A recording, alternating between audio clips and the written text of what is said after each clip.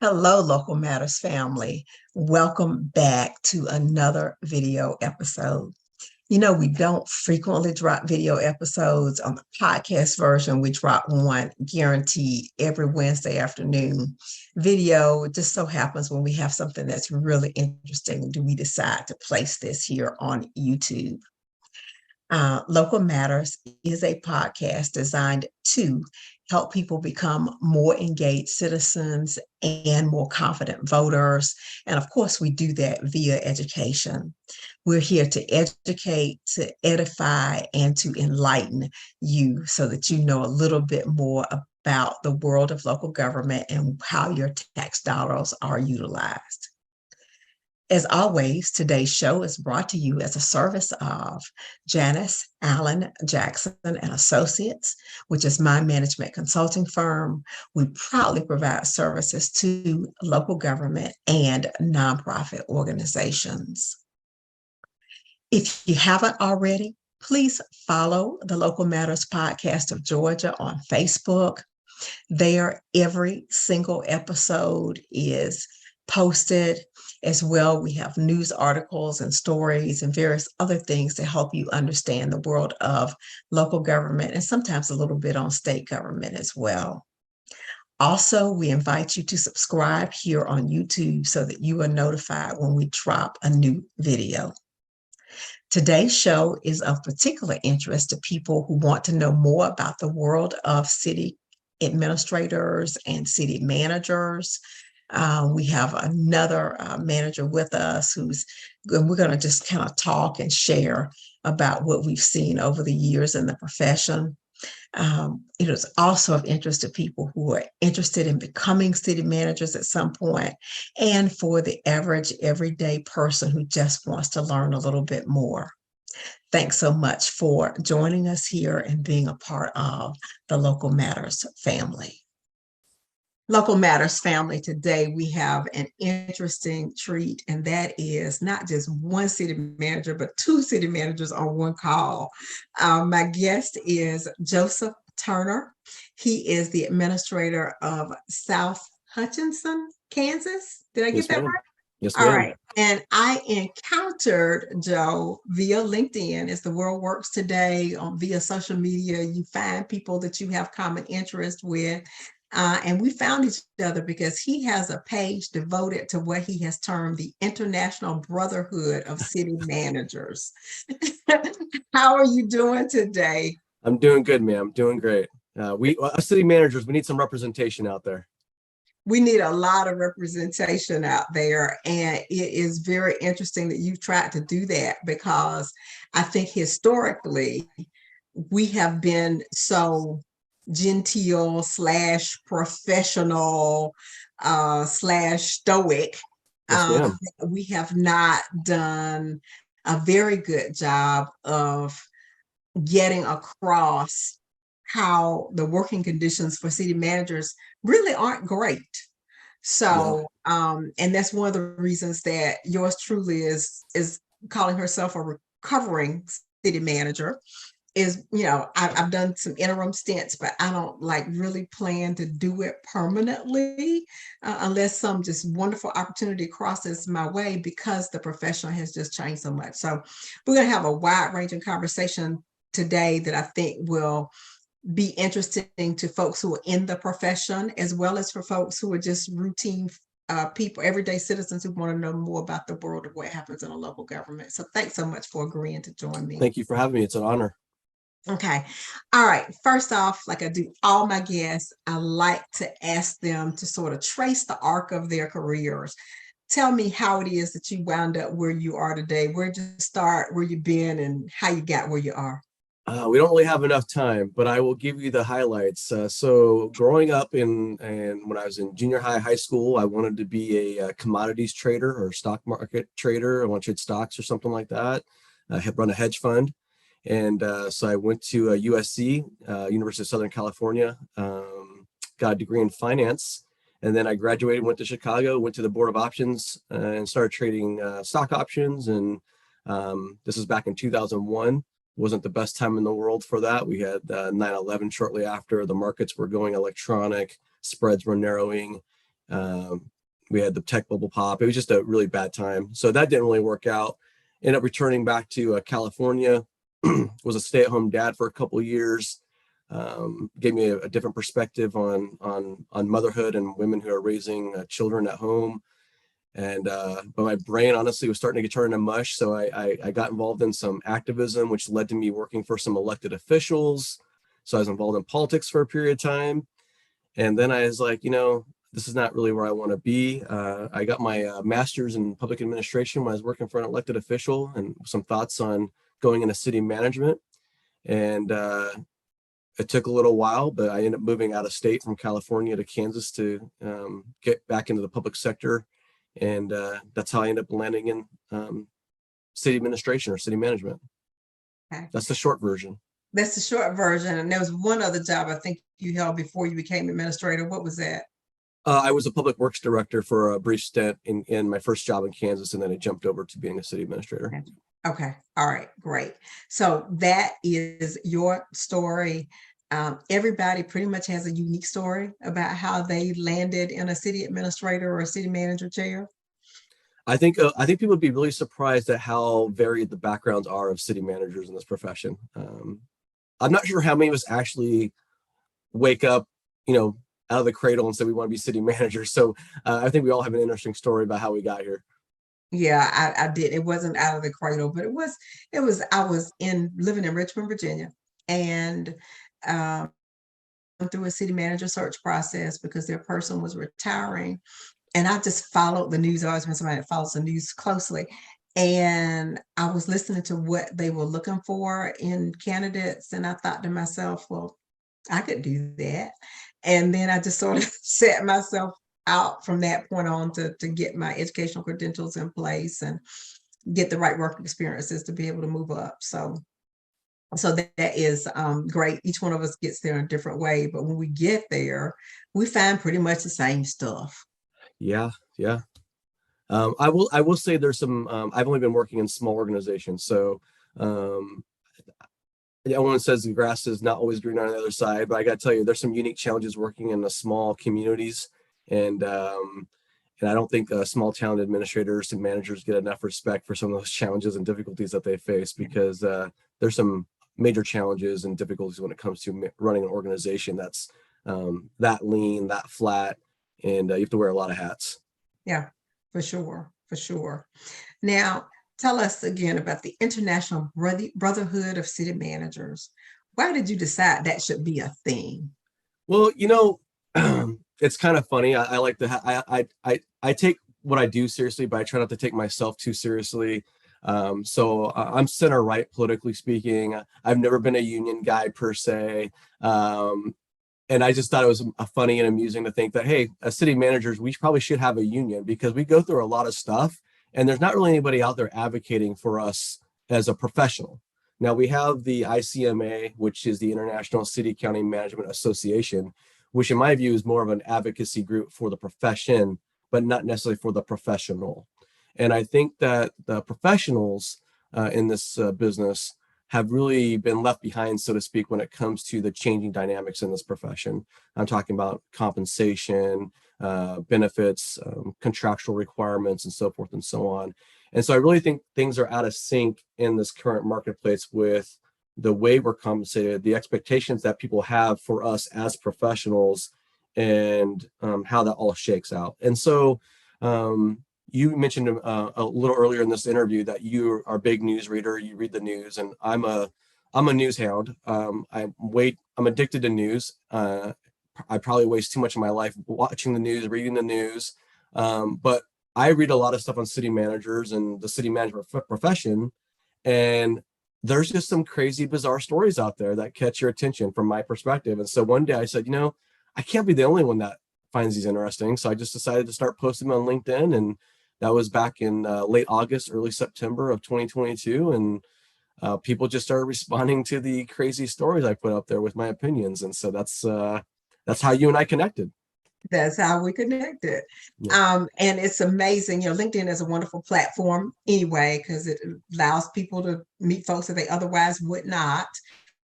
you to stay in touch with people that you may have met at a conference here or there, and you can kind of stay in touch with them and keep up with them forever via that platform. You have developed quite a following. I mean, how many folks are following now?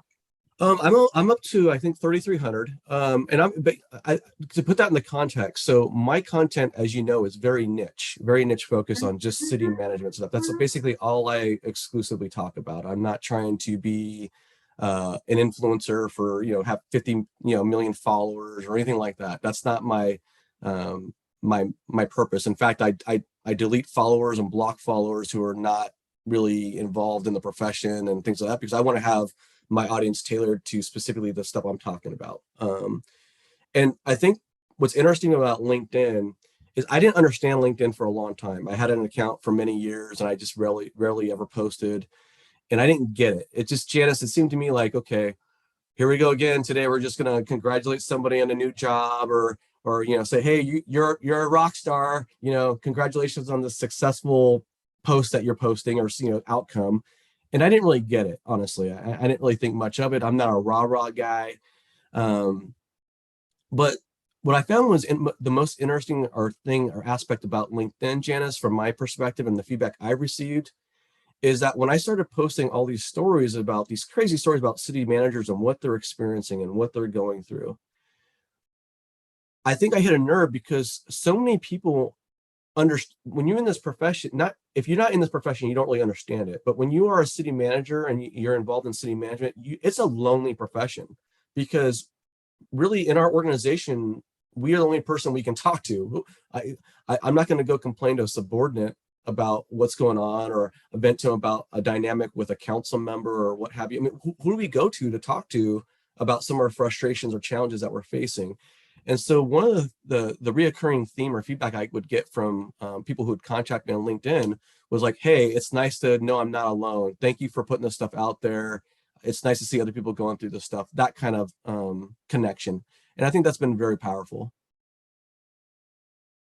That loneliness at the top is a real issue, because you're right. There's some things that you don't want other folks to know that you're thinking. And it becomes very isolating at times. As you talked about the Brotherhood of City Managers, you mentioned about the need for advocacy for professionals. And I hear more and more of that. One of the areas where there is truly, I think, a lack of concern, a lack of understanding relates to compensation for managers. I mean, people will look at, somebody got a contract for 200,000 or 250 or 300, whatever the number is. And they'll say, well, they're supposed to be public servants. Why are they making that much money? And it can become very controversial in communities when they see how much a manager is being paid. Can you talk some about, now being on the side, you haven't been in the private sector and now in the public sector, how you view the compensation piece? Well, it's fascinating, because I used to work for elected officials and was involved in some activism. And so I can sit here and tell you, Janice, to your face, I was the guy throwing bombs against public sector managers and saying, oh, they're way overpaid and what have you. I'll own it. I've been on both sides. My life is surreal in this respect, because I've been the individual at council meetings speaking at public comments and railing against the city council for decisions that they're making or what have you. And now I'm sitting in the city manager's chair and I have to listen to the citizens rail against me or rail against the city or whatnot. So I've been on both sides. Let's talk about compensation in the broad context, right? So what I find fascinating is that these cities that are being run, first of all, government is more complex now than it's ever been. There's so many different layers of government, different entities, different, whether it's a special district, whether it's a school district, whether it's a waste management district, all these different things. Government's so much more complex now than it's ever been. Now, these organizations that are being run, it's not uncommon for a city manager to run an organization that has, 2,000 employees, a budget of, $600 million. I mean, $500 million. These are big, gigantic companies, corporations. They're municipal corporations, but they're corporations. And so it's very fascinating to me that people think that someone's just supposed to, one, work for free or work for substandard wages when they can go into the private sector and earn a lot more. Yes, we're public servants and we're not motivated by the dollar, but we didn't take a vow of poverty either. And I think the public needs to understand that if you want to have talented, competent people running your city, right, who are handling your tax dollars that you work hard to invest in your government because you want to have services provided to you, then you should want to pay individuals who are competent a marketable, competitive salary so you're attracting talented people into the public sector. Because if you're just relying on people to do the job for the out of kindness for humanity, I mean, okay, that's all fine and good, but the reality is not only has the public sector changed so dramatically when it comes to city management over the last, I would say 20 years, but hyper change in the last 10 years. The challenges and risks that we face as city managers has risen exponentially. And so, I mean, I could just talk about even just something as simple as being in the public domain and having your whole professional career and personal life basically being subject for public disclosure and discussion. Whether it's like people want to talk about your kids, people want to basically talk about you in a personal level because they have the spotlight on you and everything gets so heated and so partisan and so divisive. Most CEOs of private corporations don't have anywhere near the spotlight or the hostility directed at them from people who are upset or malcontents and whatnot. And so I really think that people need to understand that getting into city management is a lot of risk. There's a lot of challenges. It's a very volatile profession, and it's unrealistic to expect talented people to take on those risks and that abuse and that exposure and put their families through that experience when they can make significantly more money in the private sector with less risk and fewer challenges. Does that make sense? Obviously, to me, it makes all the sense in the world. It makes a lot of sense. And I also think about the skill set required to do it well. Part of my consulting practice involves executive search, and I have been talking to the last week I've spent talking to elected officials in a certain community that will remain nameless. But I'm listening to their elected officials talk about everything they expect from their city manager. And then they'll say it all. And then they'll say, yeah, I guess the person needs to walk on water. But they don't want to pay them like they walk on water. Right. You know, Right. you want somebody that is skilled at media relations because there are going to Yes. be a bunch of interviews you got to do. You want somebody that understands numbers and budgets because one of the primary responsibilities of the position is putting together a recommended budget and executing that budget. You want somebody who has a deft touch with the public because you don't want them to be disrespectful or rude to your citizens. You want somebody that has the emotional intelligence to deal with employee issues. And I'm just getting started. There's just a few of the characteristics required.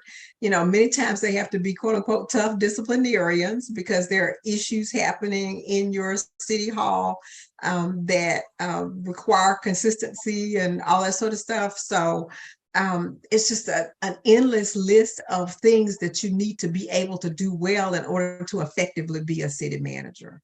Yes, absolutely. And I like it. I often say we basically walk through minefields every day wearing a blindfold because there are so many ways that we can get tripped up and that we can get hurt through no fault of our own. I mean, I can't imagine running an organization, for example, it's got a $500 million budget and 2,000 employees. As the city manager, you're literally going to be held accountable for the actions of every individual in that organization. And the question is going to be, you know, why didn't you do something sooner? Why didn't you know about this? Yada, yada, yada.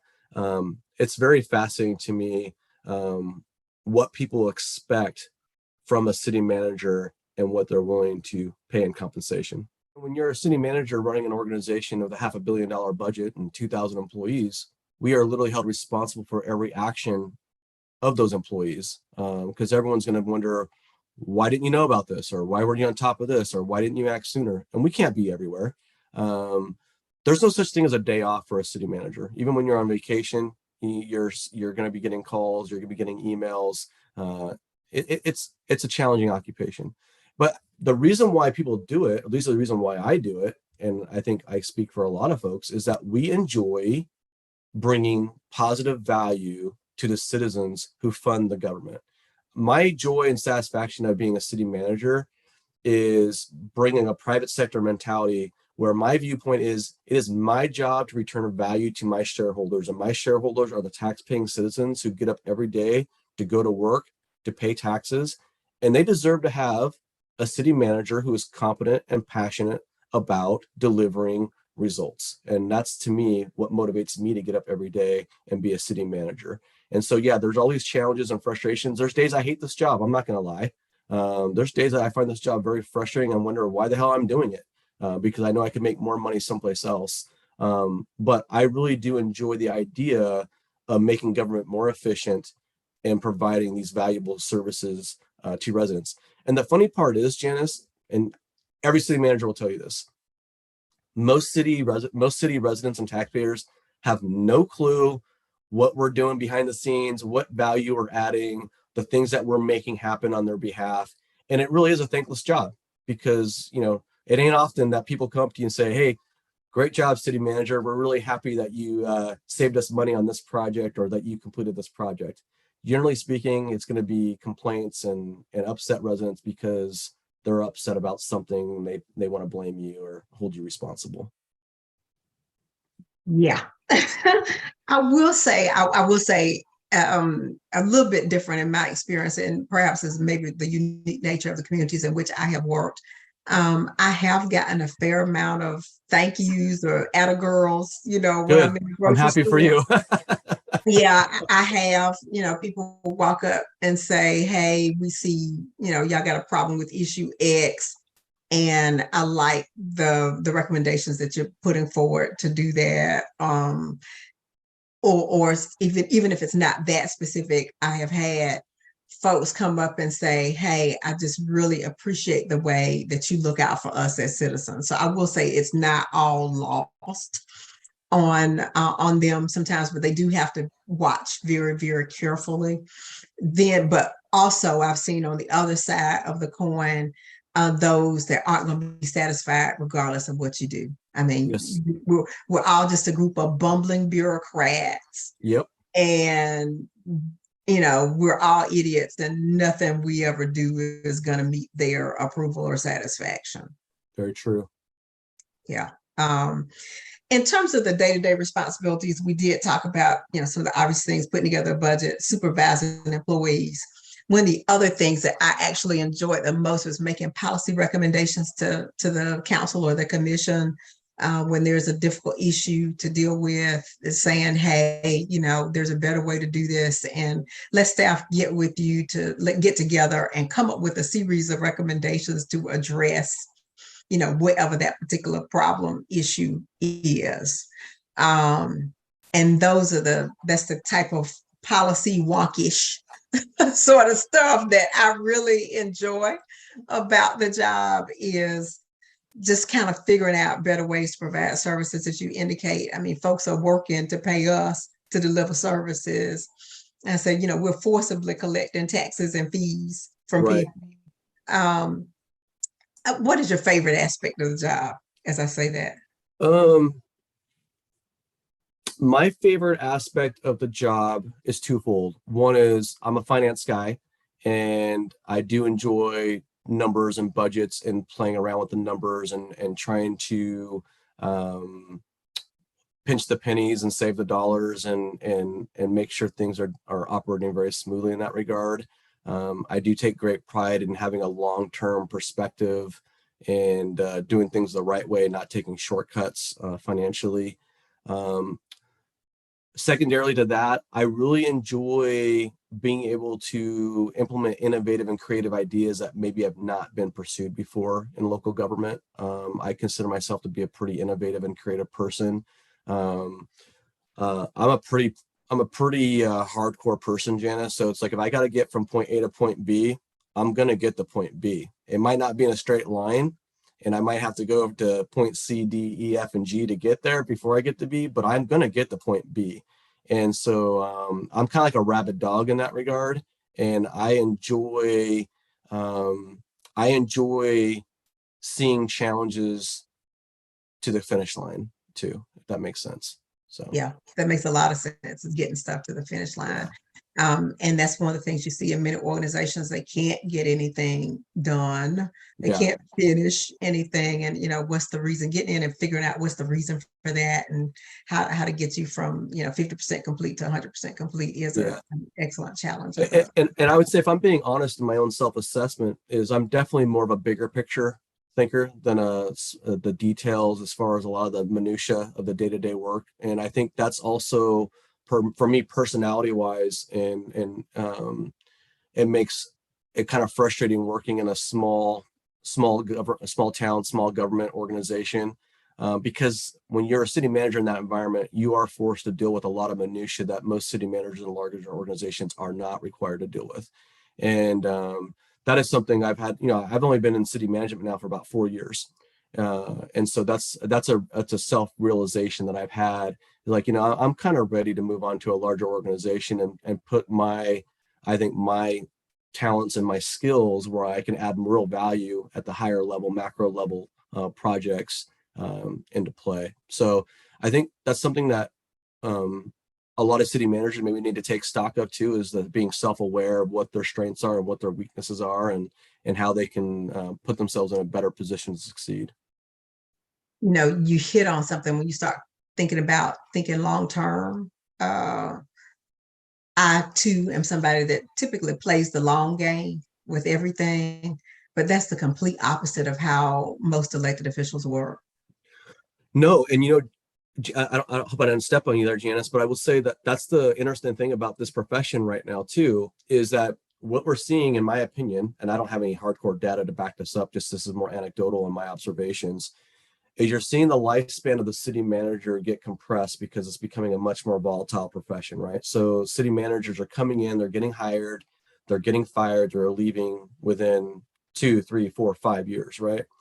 And so we're heading on this really dangerous path, because what's happening is we are not incentivizing long-term thinking on the part of city managers, because the city manager is not going to be there to deal with the consequences of the decisions that were made during their tenure, because they're going to be punching out, or they're going to be fired or what have you.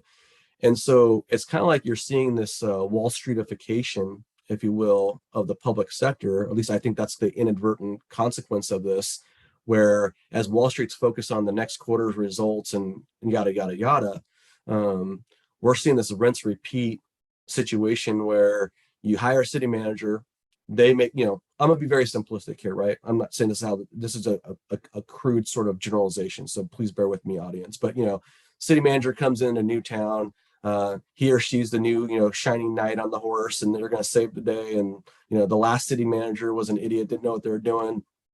This city manager, you're the new person, you're going to make all these great changes and you're going to save the day. And then 3 years later, you're gone because you got fired by a new council. And then the next city manager comes in and says, oh, the last person didn't know what they were doing, and I'm going to save the day. And there's really no accountability, long-term accountability in these metrics anymore. And so I really have some concerns about the profession and where it's going in that regard. Does that make sense? Makes a lot of sense. Yeah, I think we're on the same page, because what I was going to say was, while we may be thinking long term, playing the long game, the average politician, elected official, is just looking for how they justify their reelection bid in the next 2 years or next 4 years or what have you. So that is another dynamic that prevents the type of long-term thinking that most communities would benefit from. Yes. They believe that the citizens, they have to show the citizens, well, what we're doing. We got to show them we did something. And then they engage in knee-jerk reactions. And the knee-jerk reactions don't have good long-term results for communities. Right. action doesn't equal progress, you know? Yeah, exactly. That's a good. I'm gonna have to remember that one. Action does not equal progress, and keep that as one of the little sayings in my head. Um, Getting to what we're leaning into now is how the change, and I obviously started a long time before you did. I had my first local government job in 1989. So long time before you got started. Don't tell me what you were doing in 1989 because I I won't won't. remember. I won't. And I'll give you a hint. It but wasn't city management. it was not city management. And I have been in a position where, I've kind of seen myself and many, many others have seen some of the changes that have taken place. And primarily to me, what those changes have meant are lack of respect for the manager, um, and more coloring outside the line, so to speak, with elected officials. And when I say that, I mean, just pretty much not letting the staff do their jobs. And I'm Yeah. just being real honest. And what I'm hearing now and what I'm seeing firsthand is we know that the city's charter or county's charter may say one thing about the roles and responsibilities of the elected officials versus the paid staff and professional staff. And what in actuality is a lot different. And that has resulted, I think, in diminished respect and appreciation for the role of the city manager and other professional staff. Are you seeing similar trends? Um, I've I've seen, well, because I read hundreds of articles a week.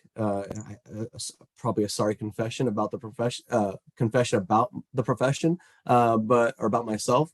So I do see a lot of interesting stuff in the news. Fortunately, I've had really positive experiences with my governing bodies in my short career. I've been very, very blessed. I've had great relationships with my councils, and I think it's a mixture of me being competent and ability and confident in my abilities and competent in my abilities as far as being able to communicate to the council and bring about results and secure their vote of confidence in me. So I've gotten a lot of latitude from my governing bodies. But what's interesting about our profession and the whole dynamic of local government is that I'm a Jeffersonian. Okay, so I'm a Jeffersonian guy who believes, government, is created by the people to serve the people, right? The power of the people rests in that governing body, right? It is incumbent upon me as a city manager to carry out the vision, the objectives, the goals of the governing body. The problem is that the governing body doesn't always have, I would say, the best vision or goals or objectives, because they're going to be motivated by things that aren't always in the best interest of the city. That's just a reality with the political dynamics that we're facing. That to me is what I find challenging about this profession, because on one hand, I consider myself highly skilled, highly competent, and I think I'm very good at understanding what needs to be done and how to communicate what needs to be done. But if you're in a situation as a city manager where you have a governing body that has sort of just kind of gone rogue, for lack of a better word, or what have you, that can create a lot of challenges, because in my viewpoint, you need to respect what that governing body is doing. And if you can't respect it and carry out their vision, if you disagree with it, then you need to eject and you need to move on to a different organization. That's where I think a lot of friction in this profession is happening right now, is that we have a massive wave, I guess, of changes at the local level where people who are getting elected have these viewpoints on government and how it should run, but it's not really an informed viewpoint. And I don't mean that with any disrespect or anything like that. They're just, average people running for city council, and they get elected and they think government should run a certain way. Most people don't know how government runs. Even if they've been on the city council for a few years, they're not going to know all the ins and outs of how government runs. So I find that to be some of the really challenging aspects of this profession. But thankfully for me personally, in my career, I've had a really, really good experience with my governing bodies. And I'm not sure what would happen if I had a more contentious relationship. I would probably have to eject, Yeah, yeah, and that's another reason you see so much movement. There just isn't a good fit between the manager and that given body, elected body. This whole lack of understanding issue, that's the reason that I started Local Matters to begin with, because I knew the average citizen doesn't have a good understanding many times of how Right. government works. You said something, sometimes that's true of elected officials as well. I've had conversations with people in other professions, and they'll say, well, they need to get some training. And I said, well, they do get training. Here in Georgia, the Carl Vinson Institute of Government at the University of Georgia Municipal Association, they're all engaged in some degree of training with the elected officials, particularly newly elected ones. Right. But there still seems to be a huge gap. Well, And I guess I'm going to ask you to address that. I'm also going to ask you to address one other question along with that. What do you think about term limits for elected officials? oh Because, man, that's okay. We'll come back to term limits in a second. okay. So what's interesting, I find fascinating about elected officials is that there is training, right? Let's be real here, okay? You got people getting elected to city councils across the country. Most of them get paid next to nothing or nothing to be on the council, right? My city council members, I think, get paid essentially $60 a month to basically do 2 council meetings. Literally, my city next door of 40,000 people, the city council members don't get paid anything to be on the council, okay? And they're meeting at 9 o'clock on a Tuesday or something like that, during their traditional work hours or whatnot. So we have these people getting elected, and kind of coming back to public sector, public manager compensation. We have these people getting elected, and we expect them to do the job for free, I guess, and we expect them to. I mean, I know it's public service and all this other stuff, but I don't know, man. People's lives are a lot more complicated nowadays than maybe they were, 50 years ago. You want people to raise a family. You have two income households, or both parents are working, and you want them to navigate taking their kids to all the travel ball games, and they got to go to all the school events, and they got to have their own personal lives. But then they also need to be a council member and work for free and spend hours every week looking at an agenda packet. I mean, I don't know where this is all going, and I don't want to turn this into like a death spiral, a negative, podcast here. But I actually advocate more and more for better compensation for elected officials, because I think when you have more compensation, it's a better incentive for people to get involved and spend the time invested in it. I mean, if you're not going to do that, you essentially have a limitation to who's going to be able to run for council. And that's either going to be wealthy people who have a lot of time on their hands because they're, maybe they don't need to work a typical job or what have you. Or maybe they're, one income family and a spouse doesn't need to work and they can be on the council. Or you're going to have people who are trying to do their best and not be able to put all the time and energy into it. Because, I mean, Janice, I've seen agenda packet, not in my city, I'm a small town, but I mean, how do you expect these elected officials to read agenda packets that are 1,000 pages long every week when they get it on a Friday and they have a council or a county commission meeting on a Tuesday? I mean, those things aren't getting read. Let's be real, right? Those things are not getting read by elected officials. So I don't know. It's there's a lot of different challenges there. With respect to term limits, I'm gonna give maybe a little bit of a chicken out answer. I would say I'm more inclined to favor term limits at the federal level, or at federal and state level, than at the local level. And this kind of comes back to our earlier part in this conversation, where we're talking about, or maybe before we even recorded, when we're talking before the show about the impact of local government on the lives of citizens versus the federal government, right? There's been almost like this awakening over the last 10 plus years that, hey, local government means something. It actually has a tangible impact on your life. You use the analogy of, people want to go to the park. You're not going to call your congressman because you're unhappy with the park in your city, right? So what happens is you see a major focus of money in politics, PACs and independent contributions and all this stuff at the federal and at the state level. Not so much at the local level, although you'll see it in some of the bigger communities like, LA Metro, Chicago Metro, and these local elections, right? But generally speaking, local elections don't have a lot of money fueling into it. And I think it'd be actually probably better to have individuals serve longer at the local level and be more involved and get familiar with it. But I think there's a good argument made for term limits at the federal level, put it that way. Yeah, my perspective on term limits, I was kind of connecting that to what you were saying earlier about even elected officials get elected and aren't sure of how government works. It Yeah. takes a while to figure that Yes. out. So, within the community where I live in Augusta, Georgia, we have 2 terms is the limit. 2 4-year terms is the limit. So you'd serve 8 years. You can take 4 years off and then come back and run again Okay. for another 2 terms. I think if you're going to do term limits, probably 3 terms should be Yeah. it. Yeah. To develop some expertise, you kind of know what you're doing. It also means that you're going to be around long enough to see consequences of decisions you made. True.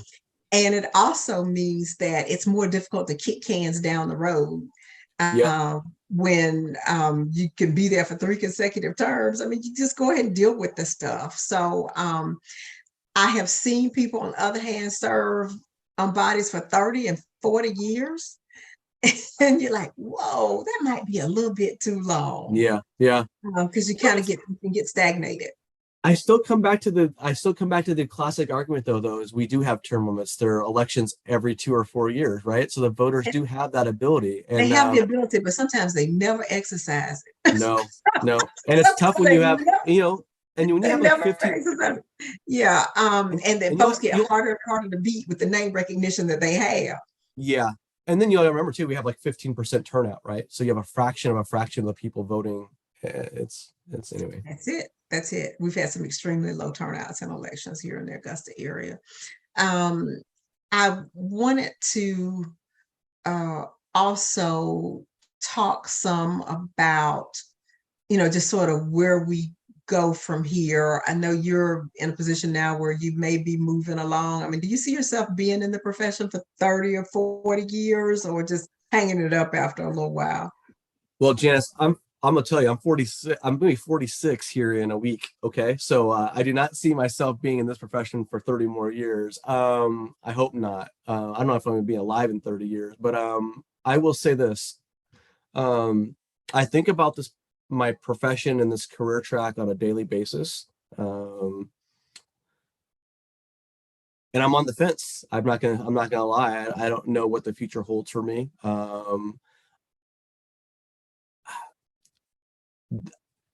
How can I communicate this? There are days when I do my job and I feel so fulfilled and I feel so proud of what I've been able to do.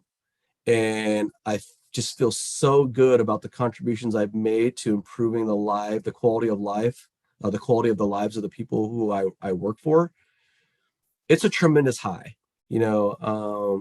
I'll give you a really quick short example. City of South Hutchinson wasn't eligible for any funding, stimulus, ARPA grants, nothing like that when it came to fiber, largely because we have Cox Communications in there, and I don't want to denigrate Cox, but they don't have the best reputation or whatnot for providing service, and I was able through a very long, arduous process, and I'm going to take full ownership of it solely through my effort of getting to the finish line, of finding a pathway to get fiber built out through our community. And we're going to have that completed most likely by the end of this year at no cost to our residents, just do some creative work. I won't get into the ins and outs and details of it. And I got such a high from that. The problem is that those highs are very few and far between, in my opinion. And in between those highs, you have a lot of downtime, a lot of valleys, and just a lot of stuff that you have to deal with that makes the occupation very challenging. Does that make sense? It makes an awful lot of sense. So that's kind of where I'm at. The highs are kind of long term though, and when I say that, I get real excited. Still, I can walk past a building that was constructed under my leadership, and I'll be able to say and tell my kids, tell the grandkids, all your friends, hey, I built that, and that feels good for 100 years. Yeah. So that's part of the thing that feels really, really, really good about it. We're about to close out this interview. Is there anything else that you just love to say?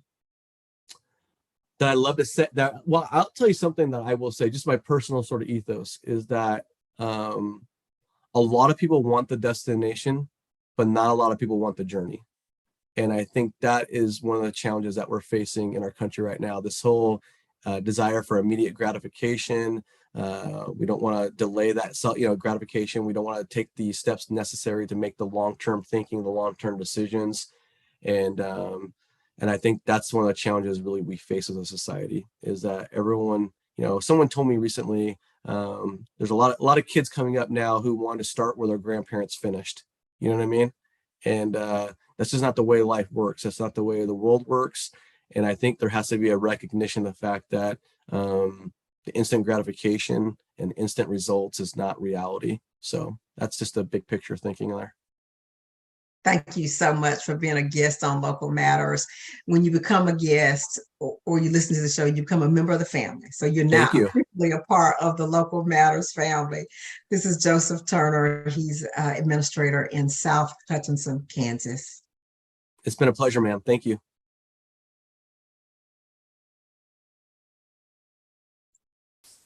I hope you enjoyed that conversation with Joseph Turner. And while you're here on our YouTube channel, please view some of our other videos. We feature topics related to local government in a variety of ways, and hopefully you'll find some of those interesting and educational. If you have suggestions for future episodes of Local Matters, please list those in the comment section below, or you have the option of going to my website, which is janiceallenjackson.weebly.com, where we have a contact us page, and you can make suggestions of guests as well as topics for future episodes of Local Matters. Thanks so much for joining the Local Matters family. Please remember to subscribe so you're notified when we drop new videos. Thanks a lot. Be blessed.